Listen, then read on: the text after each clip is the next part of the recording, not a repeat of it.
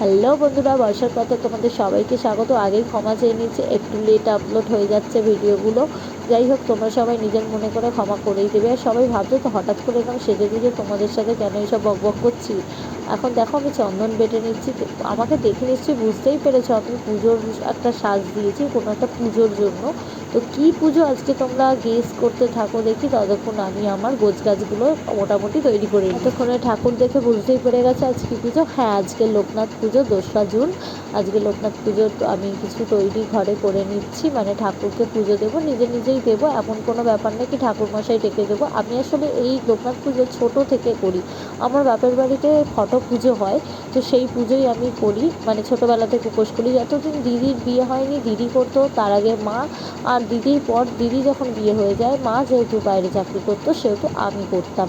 তো সেই পুজোর অভ্যাস রয়ে গেছে। মনে প্রাণে সব ঠাকুরকেই আমি ভালোবাসি, একই রকমভাবে শ্রদ্ধা করি, একই রকমভাবে ভক্তি করি। সে ঠাকুরের প্রতি আমার একটু আলাদা ভালোবাসা ভক্তি আছেই, সবার হয়তো থাকে না, আবার সব কারুর থাকে। যাই হোক, আমি এই লোকনাথ পুজোটা মানে করবো বলে ঠিক করে রেখেছিলাম, তাই উপোস করেই এখনও অবধি আছি। ঠাকুরকে পুজো দেওয়া হয়ে গেলে তারপরে আমি কিছু খাওয়া দাওয়া করবো। আর তার থেকেও বড়ো কথা, আজ আমাদের নিরামিষ। আমার এই বছর বাবাকে খুব ইচ্ছা ছিল ভোগ প্রসাদ দেওয়ার, কিন্তু আমার তো হলো না ভোগ প্রসাদ দেওয়া এই বছর। আসলে কারণ আমার মেয়েটা অনেকটাই ছোট, আর আমি মেয়ে নিয়ে ঘর সামলে ভোগ প্রসাদ রান্না করে, ভোগ প্রসাদের জন্য আমাদের ঠাকুরের সব আলাদা বাসন রয়েছে, সব নামানো করা, রান্না করা, আলাদা গ্যাসে করা, অনেক মানে ব্যাপার আছে, সেগুলো তো আমার দ্বারা হয়ে উঠতো না, তাই আমার দেওয়া হলো না।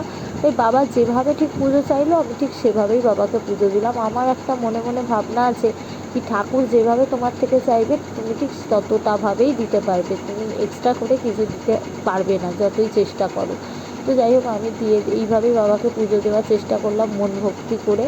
তো এখন দেখো, আমি পুজো দিয়ে নিয়েছি, মোটামুটি আমার পুজো দেওয়া কমপ্লিট হয়ে গেছে। বাবাকে আমি এখন প্রসাদে দিয়েছি, খেতে দিয়েছি আম, জামরুল, না সরি, আম, জাম, লিচু, আর ওদিকে দিয়েছি আমিত্তি, মালপোয়া আর বাটার, মিষ্টি।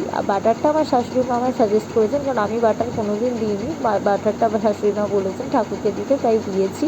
আর দেখো, আমি আমার পুরো সিংহাসনটাকে এইভাবে সাজিয়ে নিয়েছি, সব ঠাকুরকেই মোটামুটি ফল মিষ্টি দিয়ে দিয়েছি। আর এই যে আমার ছোট্ট লকু, মানে আমার লোকনাথ বাবা বলো, আর আমার মা তারা বলো, আমার যাই বলো, আমার কার্তিকের বোন বলো, সবই আমার এই কুসোনা। ও বসে পড়েছে লোকনাথ বাবার পাশে খেতে, লোকনাথ বাবার সাথেই একসাথে খেতে বসেছে, যেমন রোজটা আমাদের সাথে খেতে বসে। ও কার বাড়ি লোকনাথ পুজো হয় আমাকে কিন্তু জানাতে কমেন্টে কেউ ভুলো না, প্লিজ কমেন্টে জানিয়ে দিও। এখন মোটামুটি দেখো লোকনাথ পুজো শেষ, এবার ঠাকুরকে কড়া নেড়ে আমিও প্রসাদ খেতে চলে এসেছি। প্রসাদ বার করে সবাইকে দিয়ে খাবো। সবাই শেয়ার করো।